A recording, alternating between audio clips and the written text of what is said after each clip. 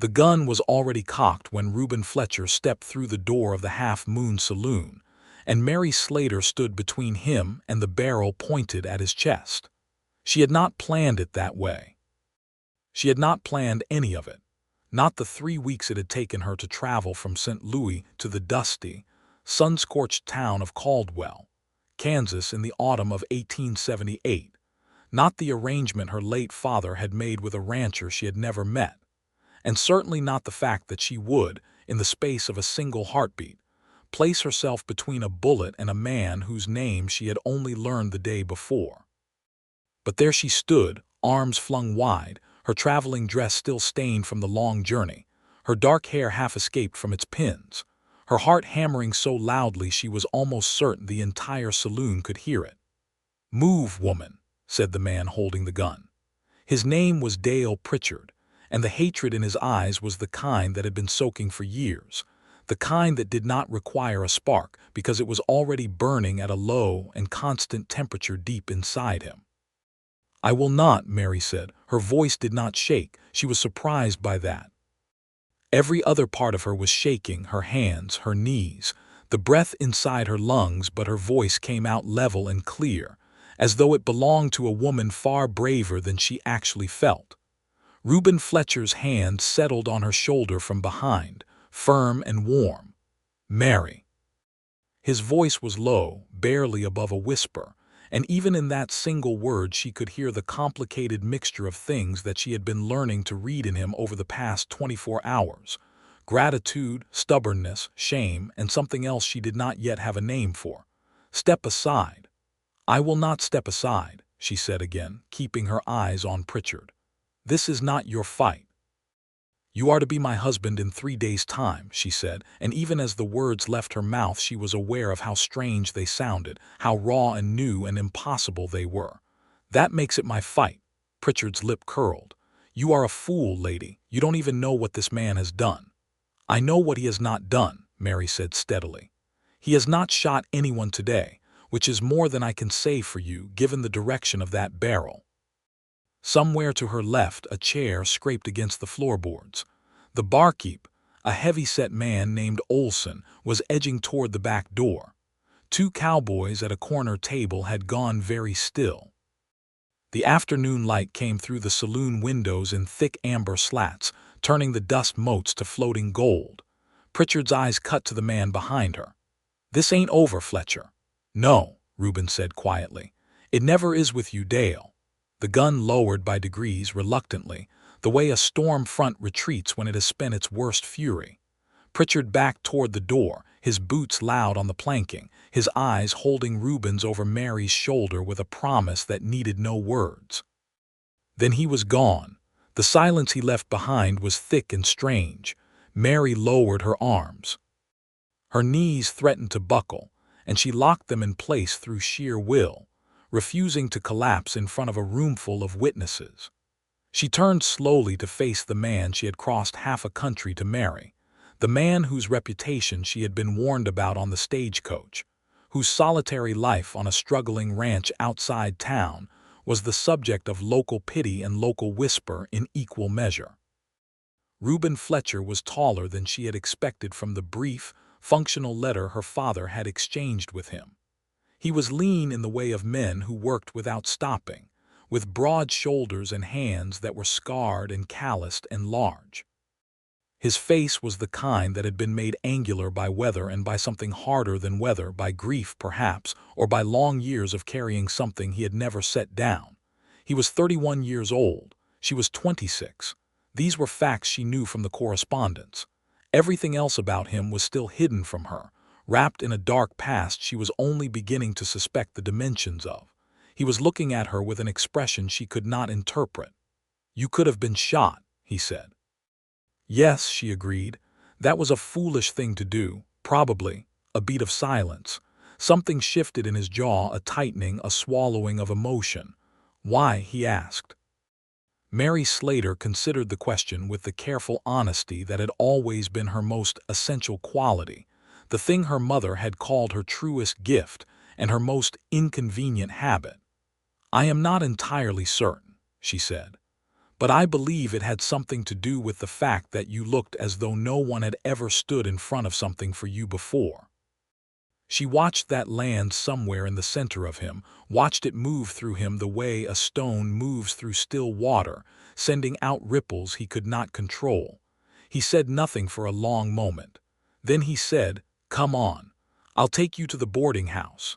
And that was how it began. Not with the arrangement her father had made in the last months of his illness, not with the letter she had written, and the letter she had received in return, not with the long journey west through Missouri and into the territories.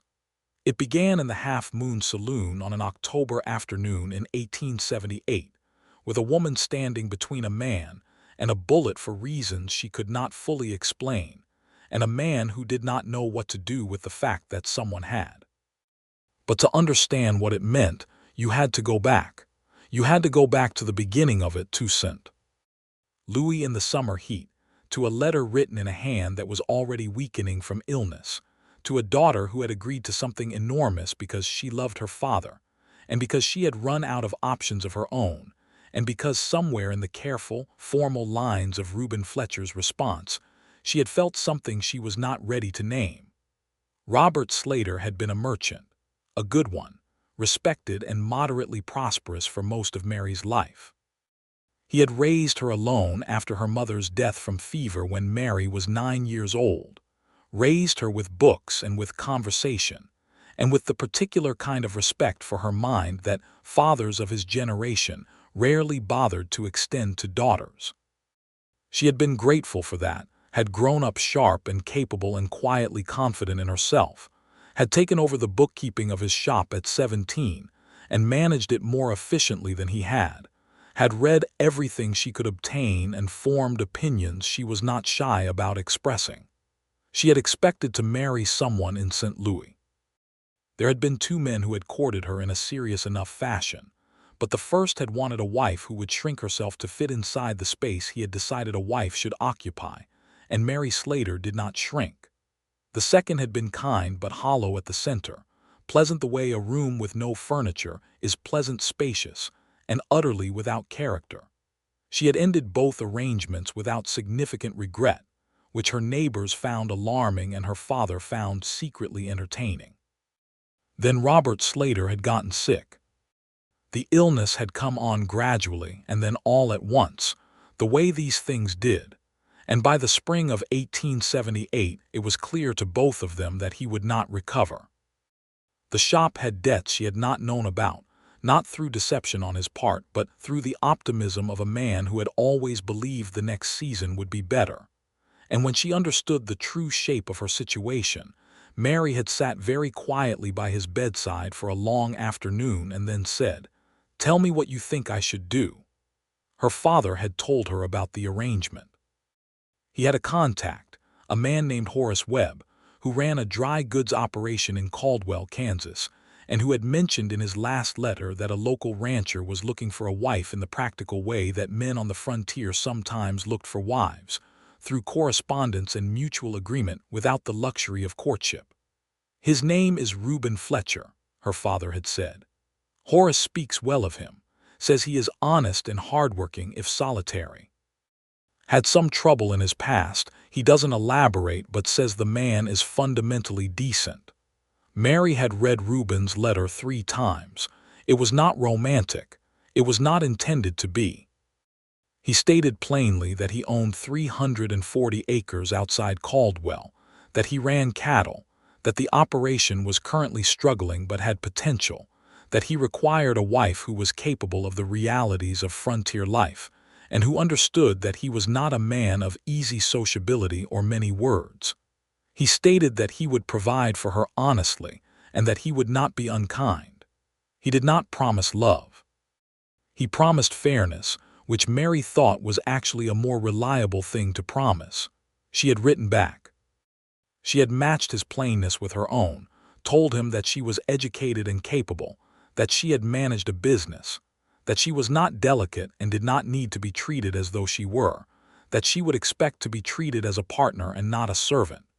She had also, on impulse in the last paragraph of the letter, told him that she hoped there might be room in the arrangement for genuine friendship, at least, even if nothing more could be promised. His response had taken 3 weeks. When it came, it was a single sentence longer than his first letter, and that sentence said, "I would not be opposed to friendship, though I confess I have had little practice at it." She had made her decision that same evening. Now she sat in Mrs. Haverson's boarding house on Caldwell's Main Street, in a small room that smelled of cedar and old linen, and listened to the sounds of the town settling into its evening rhythms through the thin walls. Somewhere below, a piano was playing in the saloon. Somewhere in the distance, cattle were lowing. She thought about the man who had walked her here, who had said very little on the walk from the saloon, who had opened the boarding house door for her with the particular carefulness of a man who was unaccustomed to performing such gestures and was trying very hard to get it right, who had stood in the doorway for a moment after Mrs. Haverson had taken charge of her bag, looking at her with those complicated, weather-carved eyes and said, "I'll come by tomorrow morning. There are things we should discuss before the wedding." "Yes," she had said, "there are." He had nodded, turned, and walked away, and she had stood watching him go down the street until he turned the corner and was out of sight. Now she folded her hands in her lap and thought about Dale Pritchard's face and the gun in his hand, and the quality of the hatred she had seen there, and she understood that she had arrived not just into a marriage, but into a story that was already well underway, one whose earlier chapters had produced the kind of consequences that did not simply disappear. She wanted to know those chapters.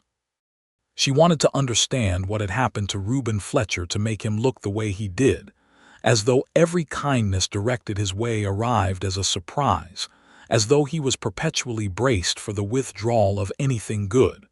She would ask him tomorrow. She was very good at asking. Reuben Fletcher did not sleep well, but then again he rarely slept well, and tonight was merely a familiar difficulty wearing a slightly unfamiliar shape. He lay on his back in the hotel room he had taken for the 2 nights before the wedding, staring at the ceiling, and thought about the woman who had spread her arms wide between him and Dale Pritchard's gun with no hesitation whatsoever, as though she had been making that particular gesture her whole life and merely happened to be making it in a saloon in Kansas for the first time. He thought about the sound of her voice when she had refused to step aside, the steadiness of it. He was not accustomed to steadiness directed at him. He was not accustomed to much of anything being directed at him except suspicion or indifference or, in Dale Pritchard's case, a very specific and long-standing fury. The history between himself and Pritchard was not a simple one, and he was aware that Mary Slater was going to want to know it, because she was clearly the kind of woman who wanted to know things, who assessed situations with a clear and unsparing eye and drew her own conclusions from them. He respected that about her, even as it made him uncomfortable, because his own conclusions about himself were not particularly generous, and he was uncertain what her conclusions would be once she had the full picture. He had grown up on a homestead in western Kansas, the second son of a man who had come west with great ambition and gradually diminishing luck. His older brother Thomas had been the one their father favored, the one who had the easy manner and the quick laugh and the talent for making people trust him. Reuben had always been quieter, more interior, a reader when he could get books, a thinker when he could not. The 2 brothers had worked the same land until their father died in 1871, when Reuben was 24 and Thomas was 27. And then Thomas had done something that Reuben had not expected and had never fully forgiven himself for not seeing coming. Thomas had borrowed money from a man named Cyrus Pritchard, Dale's father, using the land as collateral, and then Thomas had lost that money in a card game and ridden out of Kansas on a Wednesday morning without telling his brother, leaving Reuben to face Cyrus Pritchard and the consequences of a debt he had known nothing about. Reuben had fought the debt claim in the local court.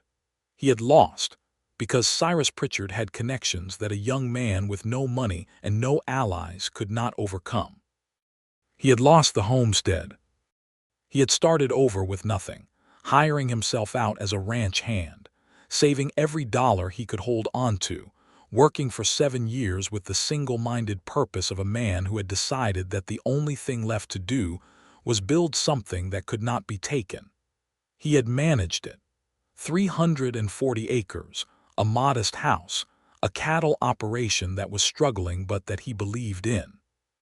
He had done it alone because he had learned not to trust easily, and he had done it honestly because dishonesty was the thing that had destroyed everything he had started with, and he would not carry that particular poison inside himself.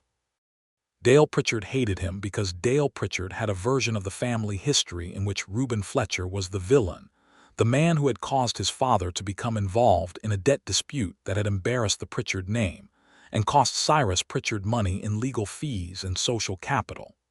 Dale had been carrying that story for 7 years, feeding it like a fire, and Reuben was aware that it would not simply go out on its own. These were the things Mary Slater needed to know before she married him.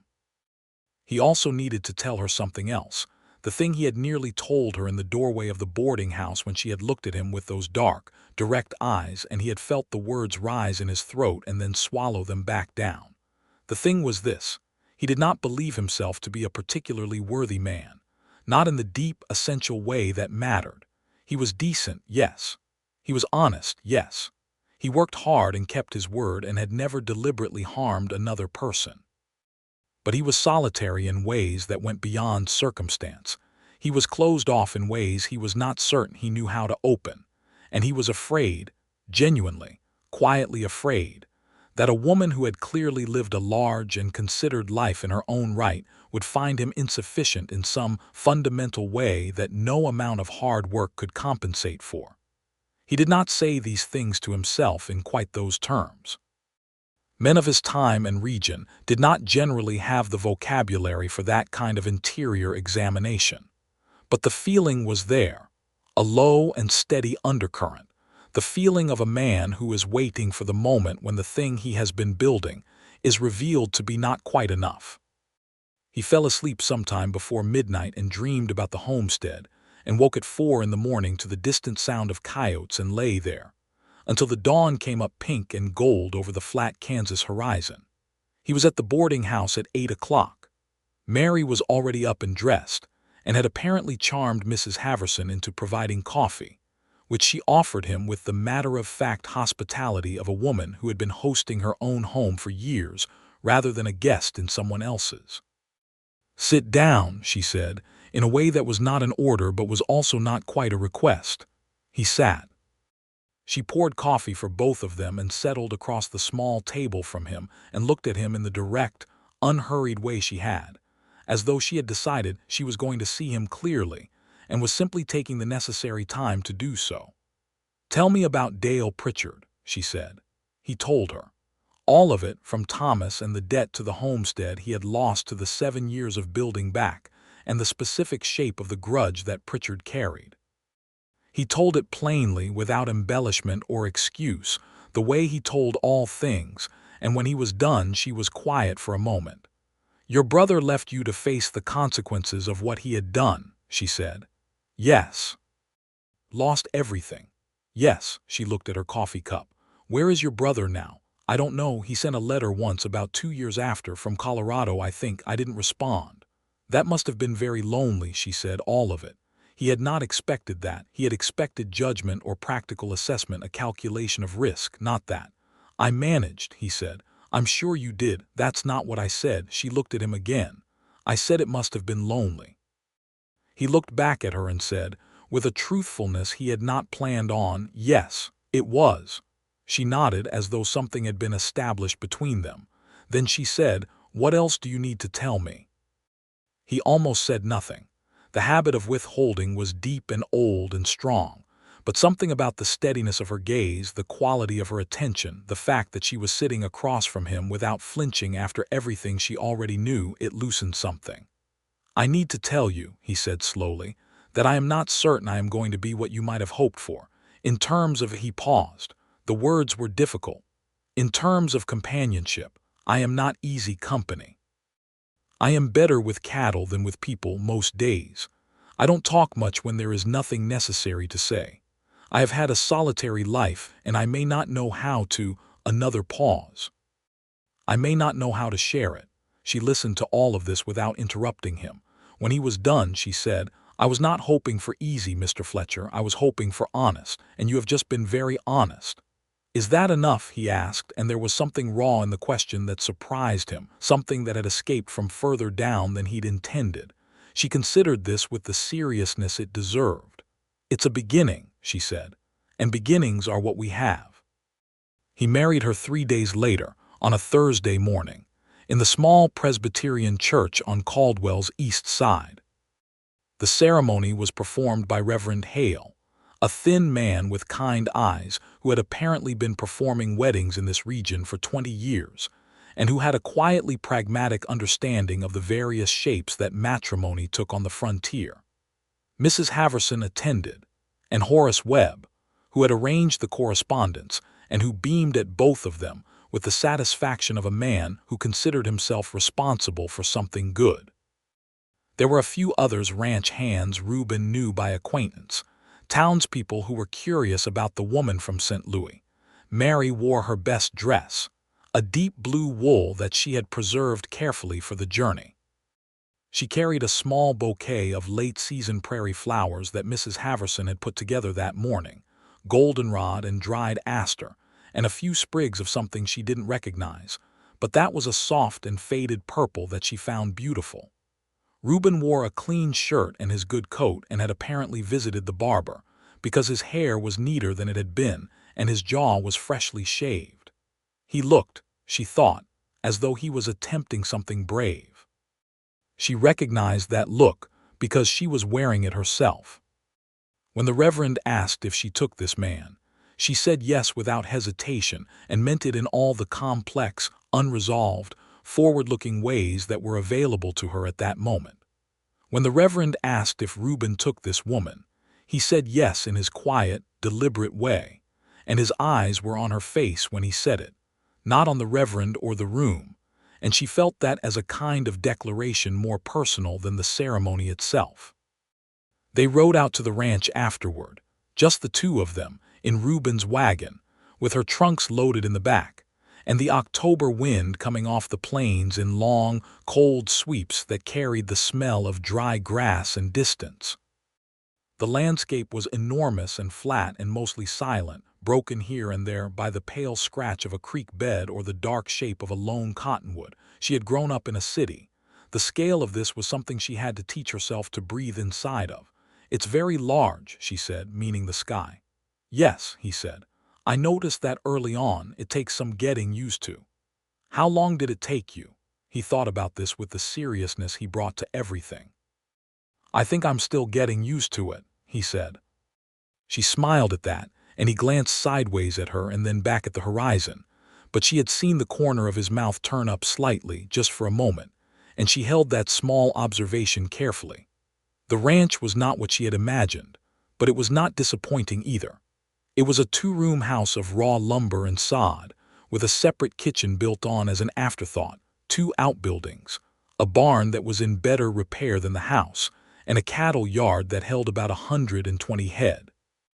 It sat on a small rise that gave it a view of the surrounding land, and there were 2 cottonwoods near the house that still held some of their leaves, yellow and persistent against the cold sky. Reuben had made some effort in anticipation of her arrival.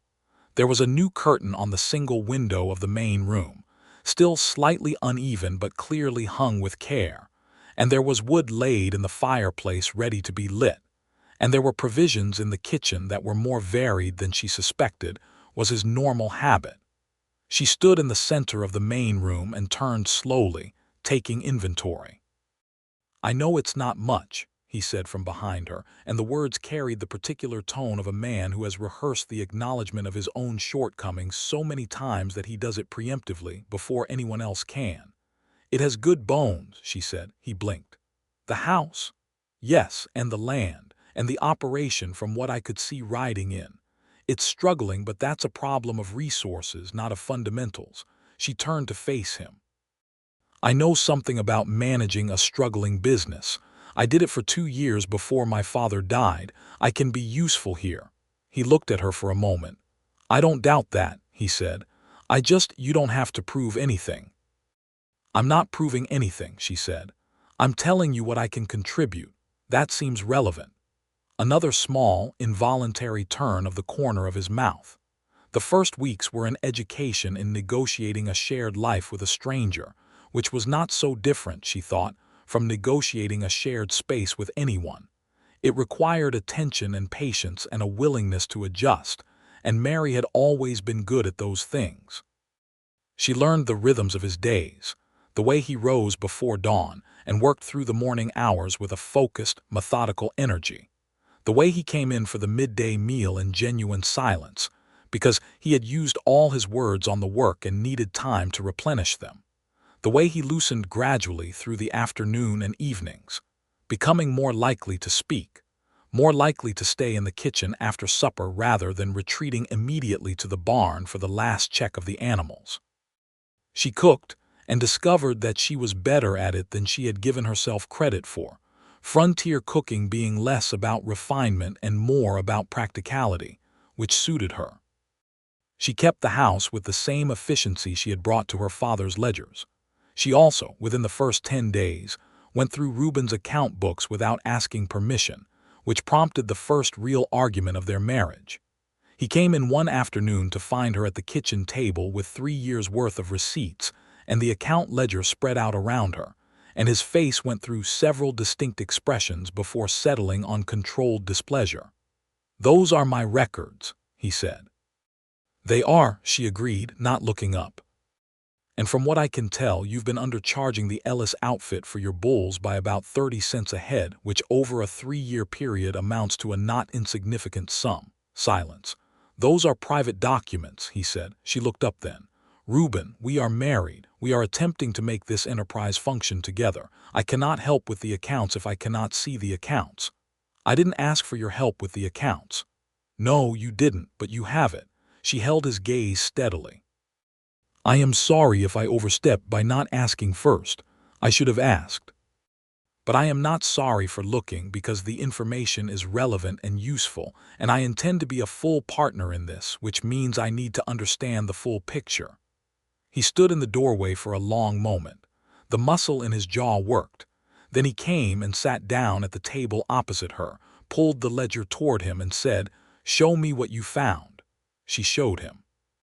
They spent 2 hours going through the accounts together, and by the end of it, there was something between them that had not been there before, a professional respect that was its own kind of intimacy, the intimacy of two people who have discovered that their minds work well together.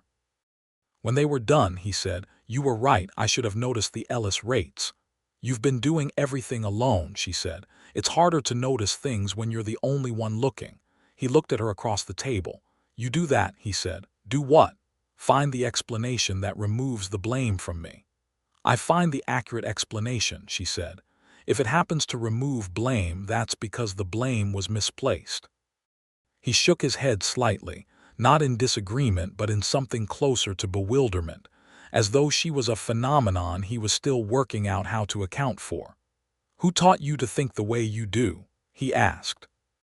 "My father," she said, and felt the familiar ache of his loss still new enough to be sharp.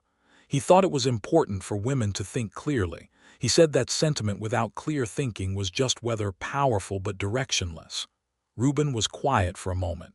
"He sounds like a good man." "He was the best man I knew," she said. "Until recently." She had not intended to say that last part. It came out before the editing mechanism caught it.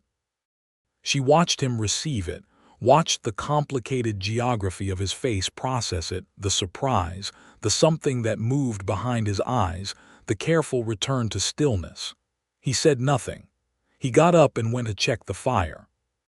But that night, sitting after supper in the main room with the fire burning low and warm and the wind moving across the prairie outside, he spoke without being asked, for almost half an hour, about his father and the homestead, and the particular quality of the silence after Thomas had gone and all of it had collapsed. It was not eloquent speech. He was not a man of polished expression. But it was honest, and it was offered freely, and Mary Slater sat across from him in the firelight and understood that she was receiving something he had not given to anyone in a very long time. Dale Pritchard did not disappear. She had half hoped, perhaps naively, that the incident in the saloon had been an aberration, a single boiling over that, having boiled over, would cool. But Pritchard was not that kind of problem. In the weeks following the wedding, he came twice to the edge of Reuben's land, just to the boundary, where he could stand without technically trespassing and look. He never said anything. He simply stood there in the distance, and made his presence known like a weather system making itself felt before the actual storm. Reuben saw him both times, and each time his jaw went tight, and he went quiet in a different way than his usual quiet, a harder, more guarded way, a way that Mary had learned to recognize as the specific silence of a man who was managing something dangerous inside himself. "You're not going to go out there," she said the second time. "I know," he said. "Good." "It's not cowardice," he said, and the fact that he felt the need to say that told her something about where the word had come from inside him. "I know it's not," she said. "It's sense. He's not standing on your land. He's giving you nothing to answer to but his own spite. Answering it would only give him what he wants." Reuben looked at her sideways. "When did you become an expert on Dale Pritchard?" "I became an expert on him the moment he pointed a gun at my future husband," she said. "I pay close attention to things that threaten what I value." The word hung in the air between them for a moment, value. He turned back to watch Pritchard's distant figure. "He's going to push further eventually," Reuben said. "Then we'll deal with it when he does, together." He looked at her, and she could see him doing the thing she had watched him do multiple times now, the thing where something opened slightly in him and then his instinct was to close it again, and the two impulses fought for a moment before one of them won. This time the opening won. "I'm not used to that word," he said. "Together." "I know," she said gently, "but you'd better start getting used to it." The genuine crisis came in November, on a Tuesday that began in ordinary fashion and ended in a way that changed the architecture of everything between them. Reuben had gone out early to check the east fence line after word came from a neighboring rancher that the winter's first hard freeze had taken out a stretch of posts. He had been gone since before light.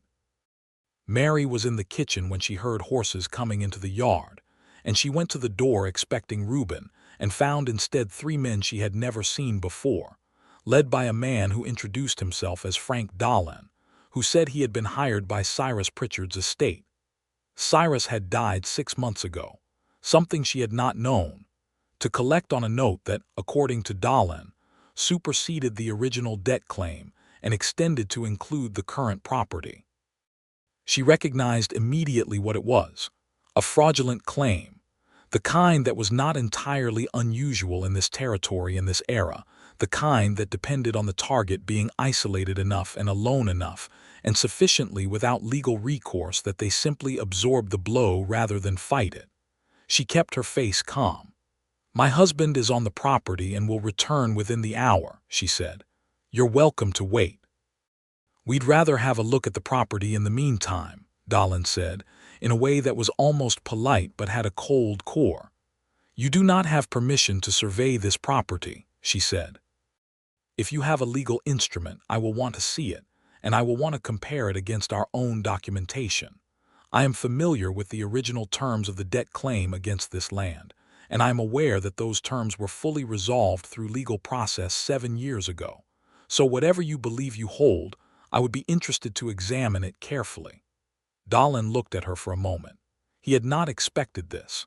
She could see it in the recalibration happening behind his eyes. "You're the wife," he said. "I am," she said, "Mary Fletcher, and I have managed business accounts and legal correspondence for most of my adult life, so I am not someone you will easily confuse or intimidate. Show me the document or leave this yard." There was a brief and charged silence. Then Dolan reached into his coat and produced a folded paper which he held out to her. She took it, unfolded it, and read it with the careful, line-by-line attention of someone who had spent years reading contracts and receipts. It took her about 3 minutes. During those 3 minutes, the 3 men on horseback watched her and said nothing. She looked up. "This document references a loan instrument dated March 1871, she said. "The debt claim arising from that instrument was adjudicated and settled in Sumner County Court in September 1871.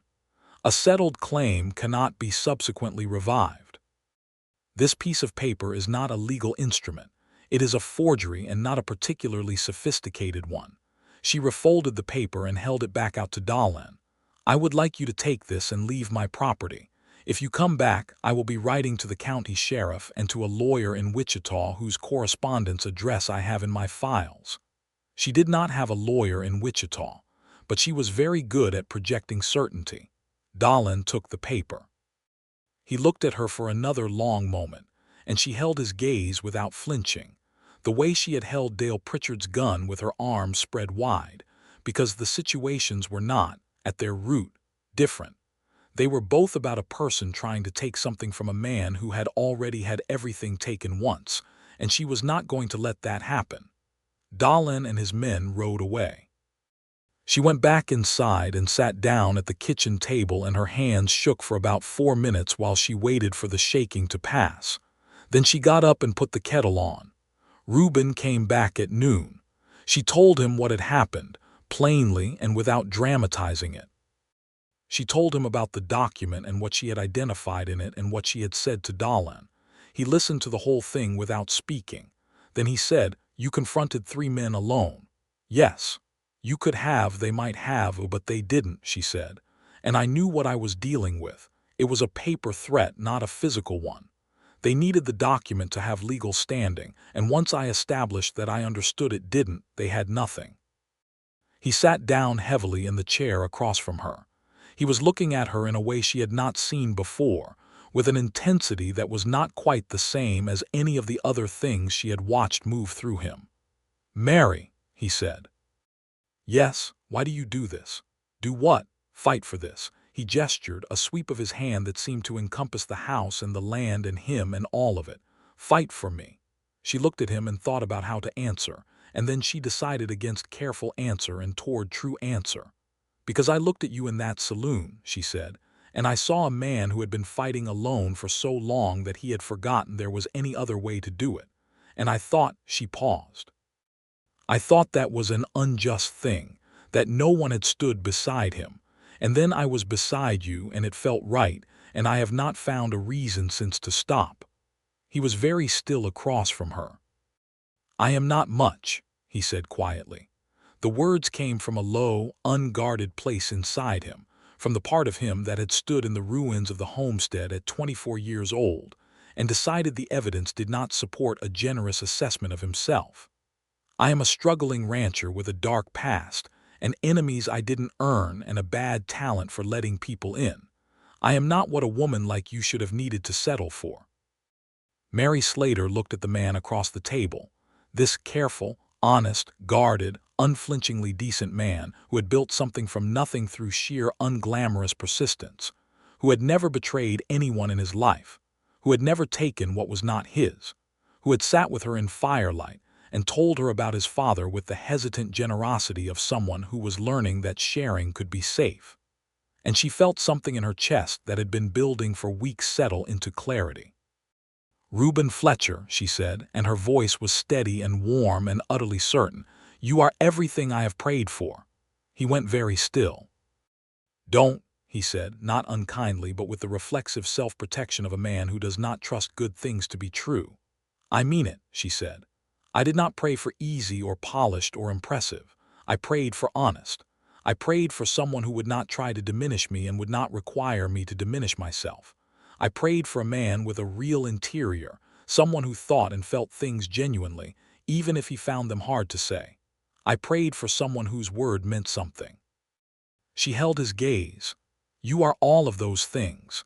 The fighting alone, the guarding, the expecting that good things will be taken, those are not your character. Those are your wounds. And wounds are not the same as worth." He looked at her for a very long time. She watched something happen to his face that she had not seen before, not the controlled movements she had learned to read, the tight jaw, the corner of the mouth, the careful management of expression. This was something looser, rawer, more essential, something that had been held under significant pressure for a very long time and had just quietly been given permission to let go. "I don't know what to do with you," he said, and there was something in it that was almost a question. "You don't have to do anything with me," she said gently. "Just let me be here."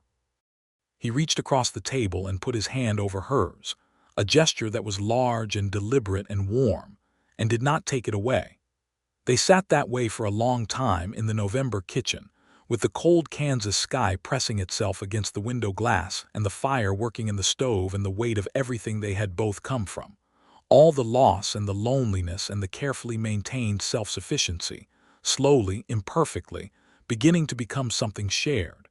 It was not a sudden change. He was not, by nature or by habit, a man who transformed himself quickly. But it was a real change, the way a thaw is real even though you cannot watch it happening from moment to moment.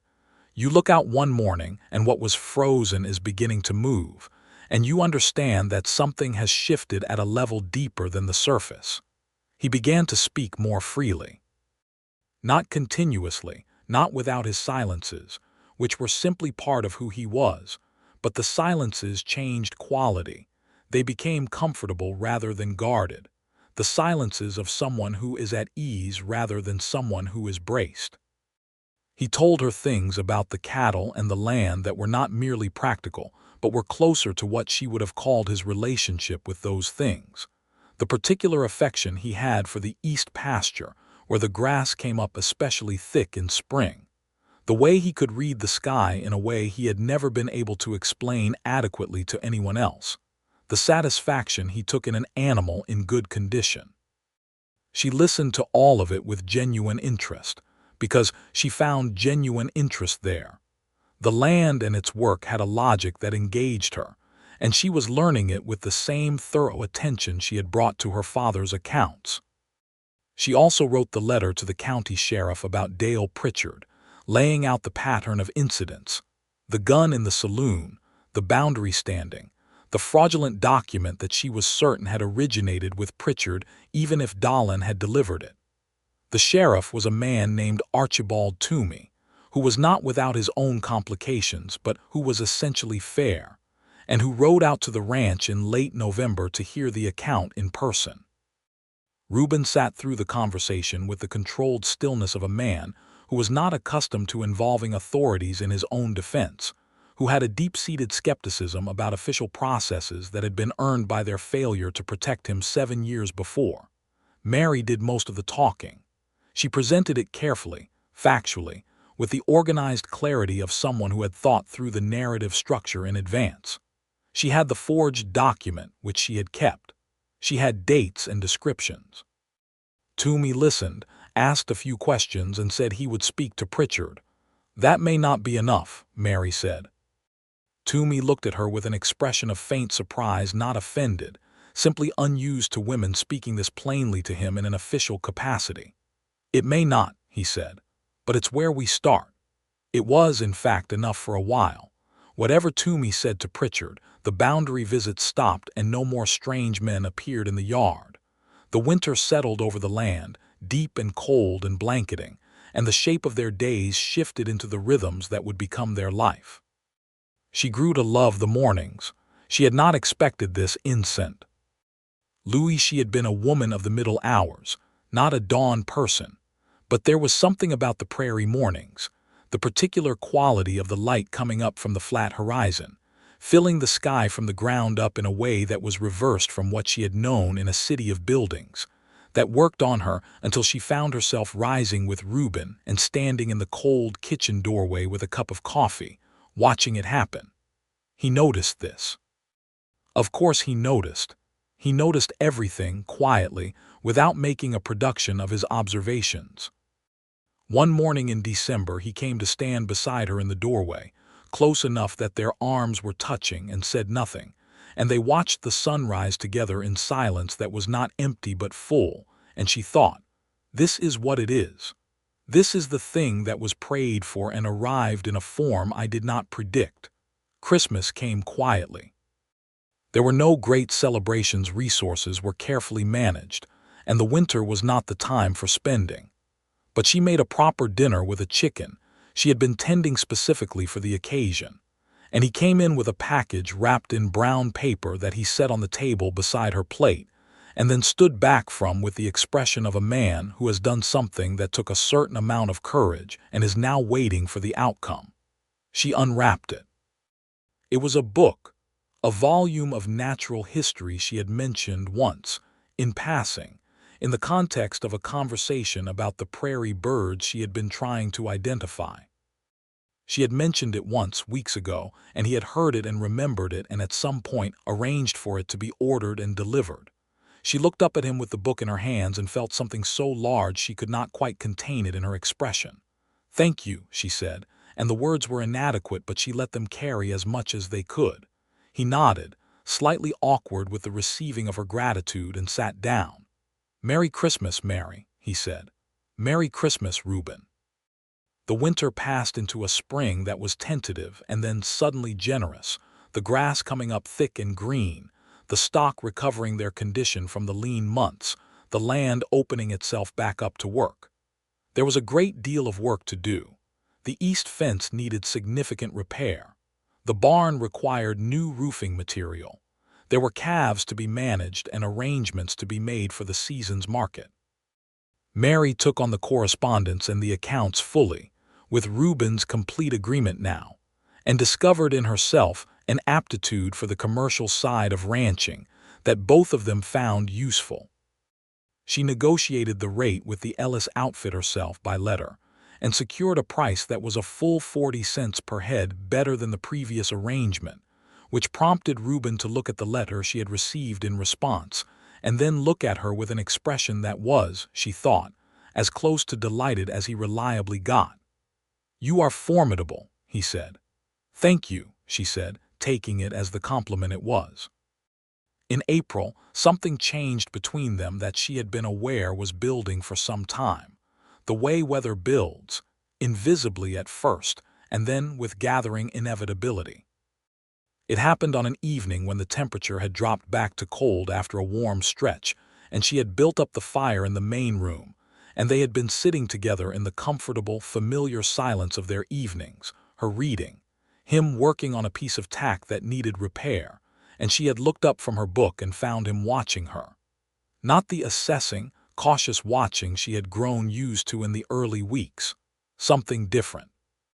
Something that was warmer and more open and more vulnerable all at once. She set her book down. He set the leather aside. "I have been trying to find the right way to say something," he said, "for about 3 months." "Take your time," she said. He looked at her. The firelight moved on the planes of his face, on the fine lines at the corners of his eyes, on the strong, guarded, increasingly less guarded set of his jaw. "I love you," he said, simply, without preamble or qualification. "I did not plan on that. I did not expect it, and I am not entirely sure what to do with it, but I believe you should know." Mary Slater, who had been waiting for this with a patience that had cost her something, who had understood that it was coming and had not wanted to rush it because she knew that he needed to arrive at it himself, felt the emotion move through her in a long, warm wave. "I love you too," she said. "I have for some time." "How long?" he asked, and there was something almost boyish in the curiosity, something that was very different from the man who had stood in the saloon doorway 3 days from their wedding with the weight of 7 years on his shoulders. "Since the book," she said. "At Christmas, but perhaps before that." He nodded slowly. "I didn't know how to say it." "You said it exactly right," she said. He got up from his chair and came to sit beside her on the narrow settle, and she shifted to make room for him, and his arm came around her, and she leaned into the warmth and solidity of him, and they sat that way for a long time, watching the fire, and outside the Kansas night was wide and cold and full of stars, and inside it was warm. The summer of 1879 brought its own challenges and its own gifts. The cattle market held strong, and with Mary's management of the accounts and negotiations, the ranch operated in the black for the first time in 3 years. Reuben hired on 2 hands for the summer brothers named Pete and Jimmy Crane, young and willing and not especially experienced but trainable. And with the additional labor, they were able to address the backlog of structural repairs and get the east pasture into better condition than it had been in years. Dale Pritchard made one more attempt. In June, he came to the ranch himself, riding in alone on a gray afternoon, and tied his horse at the fence and walked up to the door with his hat in his hand, and an expression that was stripped of the furious entitlement Mary had seen in the saloon and replaced by something more complicated and, she thought, more honest. Reuben opened the door. The 2 men stood looking at each other. Mary stayed back, but she stayed in the room, and Pritchard glanced at her and then back at Reuben. "My father was not a good man," Pritchard said. The words seemed to cost him something. "I've known that for a while. He stopped. "I've been carrying his version of things because it was easier than looking straight at what he actually was." Reuben said nothing. He waited. "The debt claim was legal," Pritchard said, "but the way he used it wasn't. He could have given you time. He chose not to." Another pause. "And the document Dahlin brought you this winter, I hired Dahlin. I'm not going to pretend otherwise. That was wrong, and it was stupid, and if you want to bring charges, I can't tell you you'd be wrong to." The silence stretched. "I'm not bringing charges," Reuben said finally. Pritchard looked at him. "But I need you to be done," Reuben said. "Whatever your father told you about me and whatever you've been carrying, it ends here. Not because I'm afraid of you, because I'm tired. And because I'm building something now that I'm not going to let the past keep interfering with." Pritchard looked at him for a long moment, and then he looked at Mary, and then he looked back at Reuben. "All right," he said. He put his hat back on. "I'm done." He rode away. Mary watched him go from the window, and then she turned to find Reuben leaning against the doorframe with his arms folded, watching her. "That was bigger than I expected from him," he said. "People are occasionally larger than the role they've been playing," she said. He came away from the doorframe and crossed to her and took her face in his large, scarred hands and kissed her, unhurried and certain, in the afternoon light. "I love you," he said again, as though the practice of saying it was still new enough to be worth repeating whenever the occasion presented itself. "I love you," she said back. In August, she told him she was pregnant. She had suspected for 3 weeks and had been certain for 1, and she told him on a Sunday morning when the summer heat was already building and they were on the porch with their coffee, watching the Crane brothers ride out to the east pasture. He turned to look at her very slowly, as though he was afraid that if he moved too quickly the information might change. "A baby," he said. "Yes, our baby." "Unless you know something I don't," she said, which broke the seriousness of the moment and made him laugh, genuinely laugh. The full laugh that she had first heard in February and had been collecting instances of ever since, because it was a sound that seemed to come from a part of him that had been closed for a very long time and was only now learning to be open. He pulled her into his arms and held her there in the August morning, the vast sky above them, the land spreading out in every direction, the cattle moving in the distance, all of it theirs, all of it real. "Are you afraid?" he asked against her hair. "Some," she said honestly. "Are you?" "Terrified," he said, with a candor that a year ago would have been impossible for him. "And glad, more glad than terrified." "That's the right order," she said. The pregnancy progressed through autumn without significant difficulty. She was healthy and strong and practical about it, which was simply how she was about most things, and Reuben responded to her practicality by matching it with his own, while also doing the thing she had noticed he did when he was worried about something he could not control. He became slightly more present than usual, appearing more often in whatever room she was in, finding reasons to be nearby without being overbearing about it, which she found touching rather than suffocating. She told him this. "You're hovering," she said fondly one October evening. "I'm not hovering," he said. "I'm sitting in the same room as you." You have been sitting in the same room as me for 3 hours, and you don't normally sit inside for 3 consecutive hours. A pause. The wind's not right for being outside. The wind is fine, Reuben. Another pause longer. I know, he said. Then, with the honesty that had become the bedrock of everything between them, I don't like not being able to fix things. When something is happening that I can't control, I manage it by staying close. I know, she said gently. I don't mind. I'm telling you because I want you to know I see it, and I think it's one of the ways you love. He was quiet for a moment. I'm still learning the ways I love, he said. So am I, she said. We'll learn together. The baby came in April of 1880, in the early hours of a morning that had started with rain and cleared to the particular clean brightness that follows it. It was a boy, a fact that the midwife, Mrs. Crane, Pete and Jimmy's mother, who had been engaged for the occasion, announced with the matter-of-fact competence of a woman who had delivered half the babies in the county. Reuben was allowed in the room after, and he stood at the bedside with the infant held in his arms with the extremely careful, slightly rigid posture of a man who has never held a newborn and is acutely aware of the fragility of what he is holding. And he looked at the small face and said nothing for a very long time. Then he looked at Mary, who was exhausted and relieved and watching him with the particular attention she had always given to the moments when he was most himself. He has your nose, Reuben said. He has your ears, she said. Poor child. She laughed, which was both wonderful and briefly uncomfortable given the events of the previous several hours. What do we call him?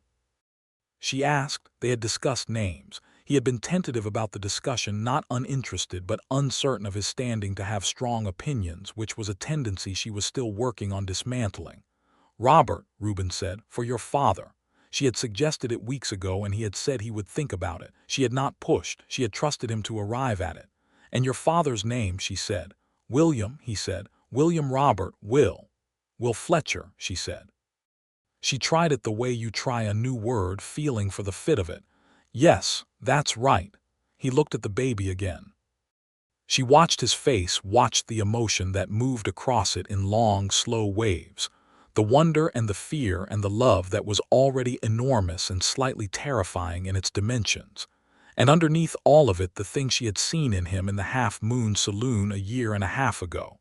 The thing she had recognized instantly and never quite been able to fully name until now. He had been a man without witnesses.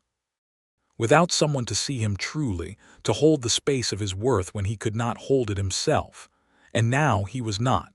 She reached out and put her hand on his arm where he held their son. You're going to be a wonderful father, she said. He looked at her, and his eyes were bright in a way that had nothing to do with the morning light. I'll try, he said. I'll try very hard. That, she said, is all any of us can do. Will Fletcher grew with the ranch, which was to say he grew vigorously and with a stubborn persistence that seemed to be the fundamental inheritance on both sides.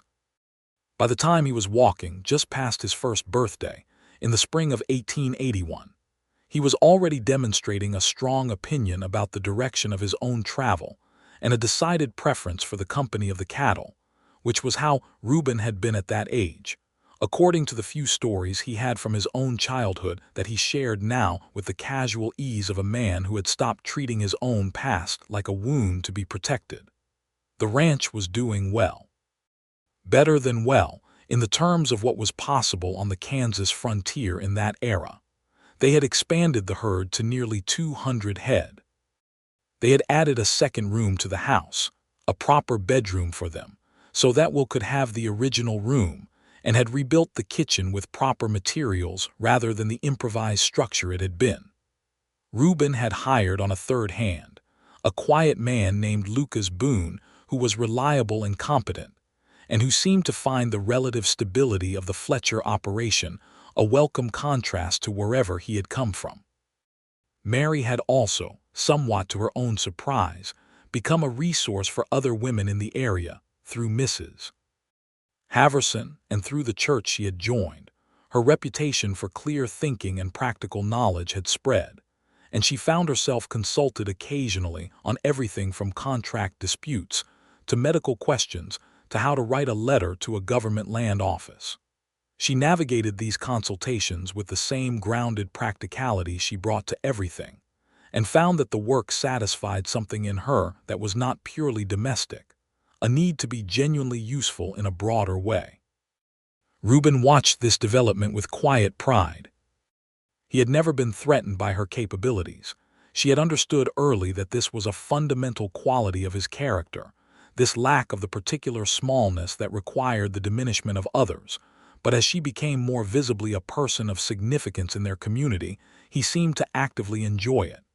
"Mrs. Haverson says you solved the Kendrick water rights dispute," he said one evening. "I helped clarify the relevant statute," she said. "They solved it themselves." She says you spent 4 hours on it. It was a complex statute. He smiled at her the full smile, which she had first seen in their first winter, and which she had never taken for granted. "You're doing it again," he said. "Doing what?" "Removing the credit from yourself." She raised an eyebrow. "Are you quoting me back to me? I learned from the best." She threw a dish towel at him. He caught it, still smiling, and it was such an ordinary, warm, completely right moment that she felt it crystallize in her memory even as it was happening. The kitchen, the lamplight, the sound of Will asleep in the next room. This man, this life, this enormous and unglamorous and deeply satisfying love. In the summer of 1882, she was pregnant again. This time she told him on a warm evening with Will asleep on the rug between them, and Reuben's reaction was faster than the first time. The fear was there, but it had a practiced quality now, and the gladness was quicker to the surface. "Will is going to be an excellent older brother," she said. "He's going to be a menace," Reuben said fondly. "He already doesn't listen to the word no." "He gets that from his father," she said. "He absolutely does not get that from me. I am extremely compliant," she laughed.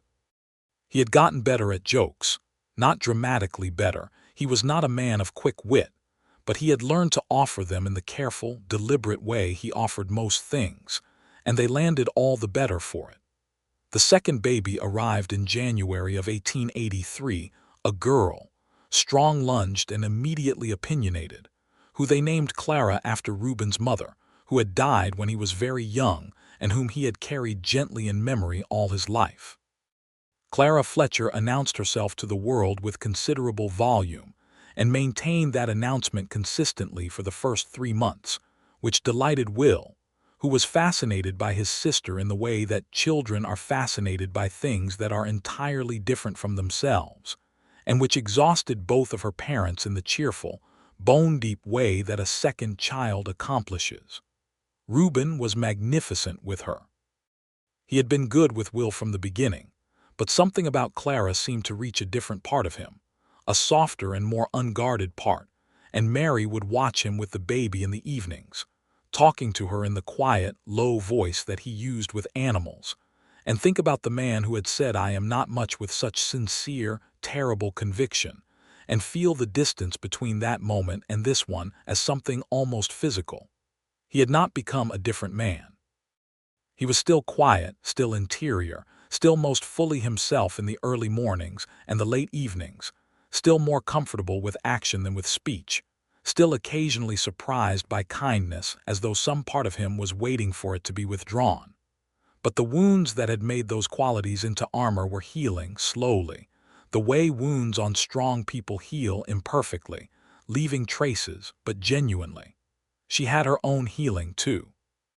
The loss of her father, the loneliness of the months before the arrangement had been made, the courage it had required to come west to a strange town to marry a man she had never met. She carried all of that, and the carrying was easier with someone beside her who noticed when she was quiet in a different way than usual, who would come and sit near her without requiring anything, who understood that love was not always expressed in words. They were learning each other in the ongoing and renewable way that people who choose to truly know each other are always learning. Every season brought new dimensions. Every difficulty survived together added another layer to the thing they were building, the thing that was not just a ranch or a family but a life, full and specific in theirs. By 1884, they had 4 steady ranch hands, a herd that was the envy of most operations their size in the county, and a reputation in Caldwell for honest dealing and quiet reliability that had been built year by year, the way Reuben built everything, through simple consistency. Will was 4 and Clara was a year old, and the house had been expanded twice, and now bore almost no resemblance to the raw lumber structure Mary had stood in on her first day, turning slowly and taking inventory. It was a proper home, warm and ordered, with books on a shelf that Reuben had built quietly, without announcing it, from timber he had cut and planed himself, because he had noticed that she kept stacking her books on the kitchen table for lack of a better place, and had understood that this was something he could fix. The shelf was slightly uneven. She thought it was perfect. On a warm September evening in 1884, they sat on the porch in the late golden light, the children both asleep inside, the land extending away from them in every direction in the amber quiet of a Kansas evening, and Reuben put his arm around her, and she leaned into him, and they sat without speaking for a long time, the way people sit who have said enough words over enough years to know that silence between them is not absence but presence. "Are you happy?" she asked eventually. She felt him consider the question. He always considered things, even the ones that might seem obvious. It was one of the things she loved about him, that he would not give her an easy answer when a true one was available. "Yes," he said, "more than I knew I was capable of." "I told you," she said. "You did. I told you that you were everything I prayed for." "You did," he said again, "and I told you not to. And you were wrong." "I was wrong," he agreed, with the ease of a man who has learned that being wrong about good things is among the least terrible things you can be wrong about. She looked out at the land. In the west, the sky was still bright, a long smear of orange and rose above the flat horizon, and to the east it was already deepening toward the blue of evening. The grass moved in the warm wind. Somewhere in the barn, one of the horses shifted, a quiet sound. "I've been thinking," she said. "You're always thinking." "I've been thinking about what to do with the north section," she said. "The 20 acres we haven't run stock on. It drains well. I think we could manage a kitchen garden of some scale there. Not just for us, there's a real market for produce in Caldwell now that the town has grown. We could supply several of the establishments." He was quiet for a moment. "You want to add a produce operation. I want to consider it. The investment would be minimal and the labor could be managed. It's a different kind of work, but the principles are the same." She paused. "Unless you have objections." "My objection," he said slowly, with the careful humor that was entirely his own, "is that you will manage it so efficiently that it will become the most profitable part of the operation, and then I will be obliged to acknowledge that I have been unnecessarily focused on cattle all this time." She smiled. "That's not an objection, that's a prediction."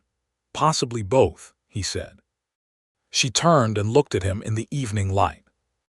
His face was familiar now in every detail, every line and angle of it, the weathered brown of his skin, the particular gray that had been appearing in his dark hair for the past year, the steadiness in his eyes that she had identified from the very beginning as one of his truest qualities, a steadiness that was not the absence of feeling but its careful, reliable presence. She put her hand against his jaw. "I love you," she said.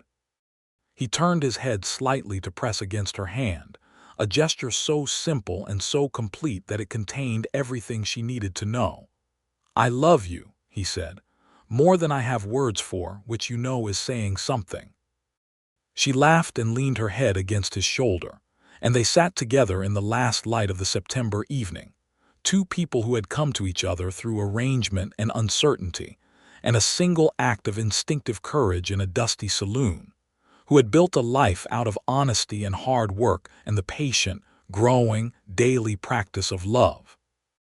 The stars came out above Kansas, one by one and then all at once, the way they always did on clear nights, vast and brilliant and indifferent to the concerns of the people below them.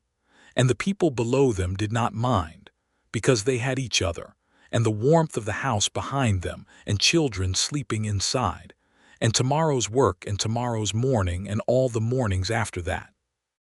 It was, Mary Fletcher thought, leaning into her husband's shoulder under that enormous sky, exactly what she had prayed for. Not the version she had imagined. No one's prayers are answered in precisely the form they were offered, but better. The version that was real, earned, imperfect, and alive. Complete in all the ways that mattered. In the years that followed, the North Section kitchen garden became exactly what she had predicted, a thriving secondary enterprise that supplied Caldwell's growing restaurant and boarding house trade with vegetables from spring through autumn. She managed it with the same clear-eyed efficiency she brought to everything. And Will, who was a serious and observant child with his father's capacity for sustained work and his mother's instinct for organization, took to helping in the garden from the time he was big enough to hold a trowel, which turned out to be a more complex operation than any of them had anticipated, because Clara, who refused to be left out of anything Will was involved in, also insisted on participating. With the chaotic enthusiasm that was her particular contribution to every endeavor. Reuben expanded the herd further and in 1886 entered into a partnership with a rancher to the north, a steady man named Isaiah Garfield who had been his neighbor in passing for years, and the combined operation became one of the more significant cattle concerns in Sumner County. Reuben handled the ranching side with the complete authority of a man who has spent his whole adult life learning a single thing deeply, and Mary handled the commercial and legal aspects, and the partnership prospered. Horace Webb retired from the dry goods business in 1887 and came to dinner to celebrate, and Mary cooked a meal that left him silent with satisfaction, and at the end of the evening he looked across the table at both of them and said, with the simple contentment of a man who has done one genuinely good thing, "I am glad you found each other."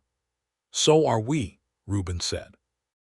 Mary covered his hand with hers on the table, and the gesture was so natural and so long practiced that it was barely a gesture at all.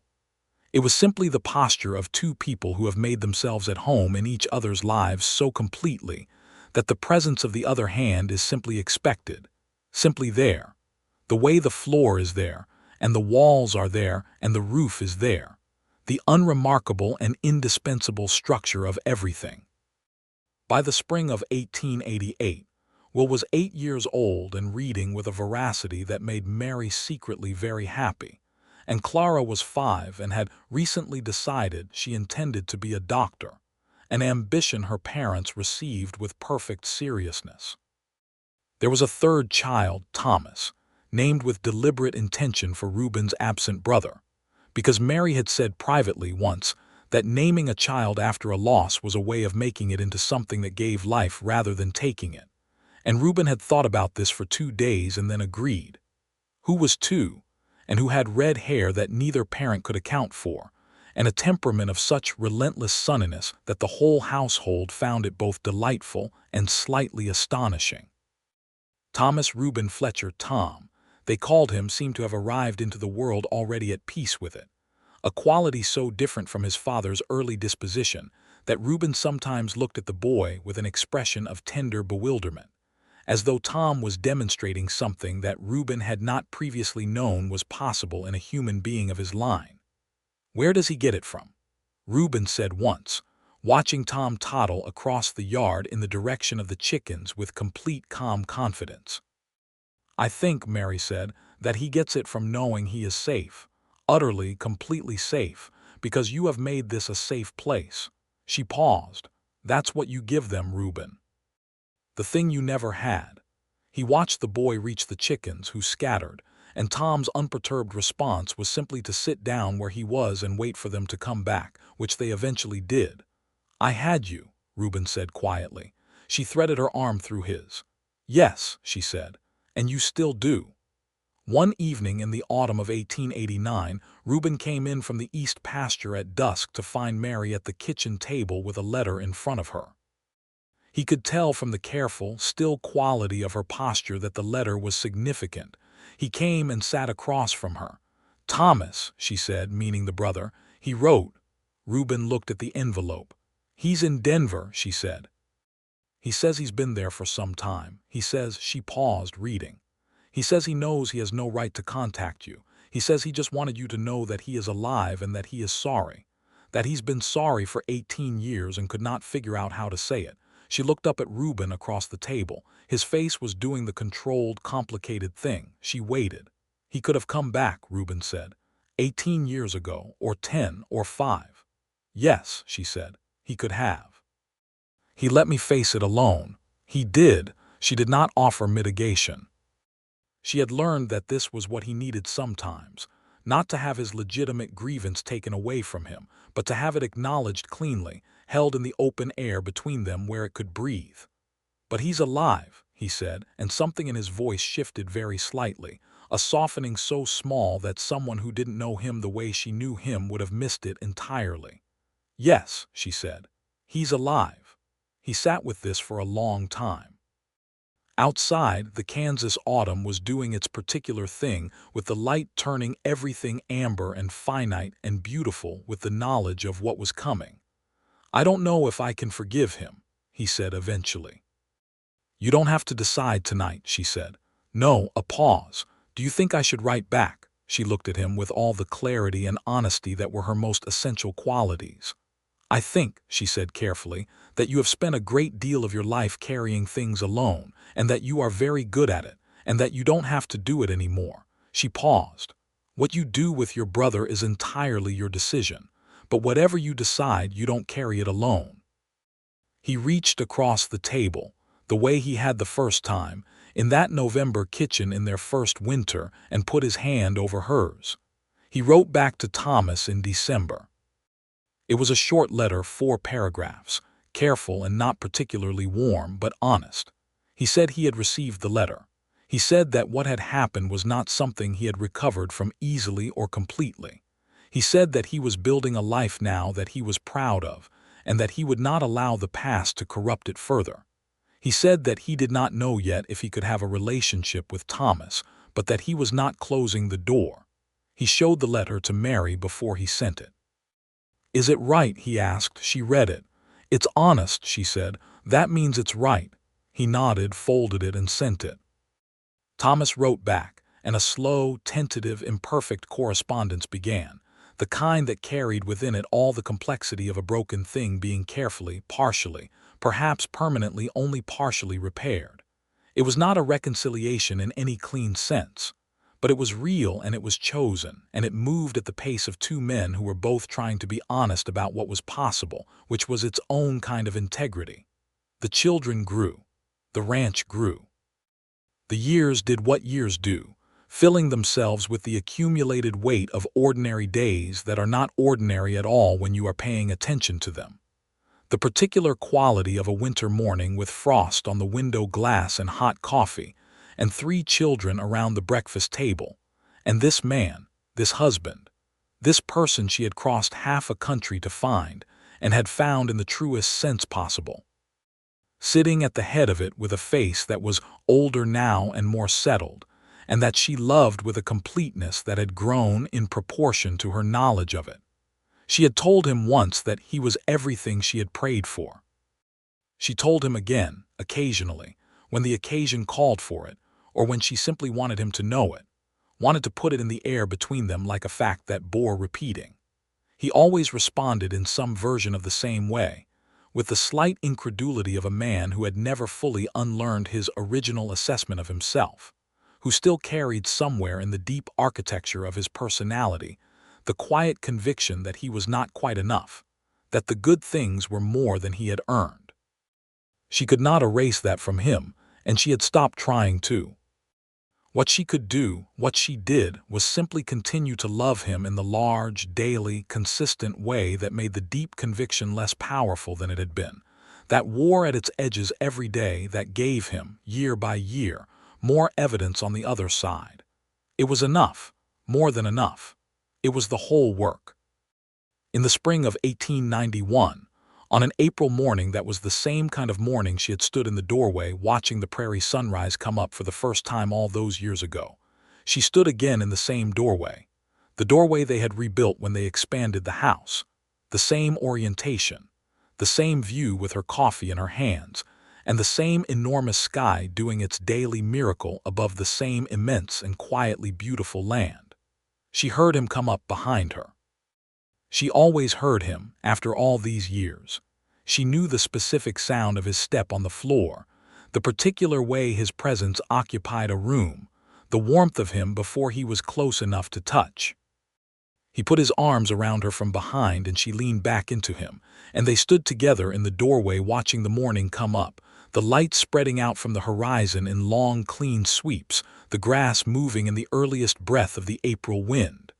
"Will is going to want to ride out to check the new calves this morning," Reuben said against her hair. "Clara is going to want to come. Clara always wants to come. She gets that from me." He tightened his arms around her, a brief, firm gesture of pure affection.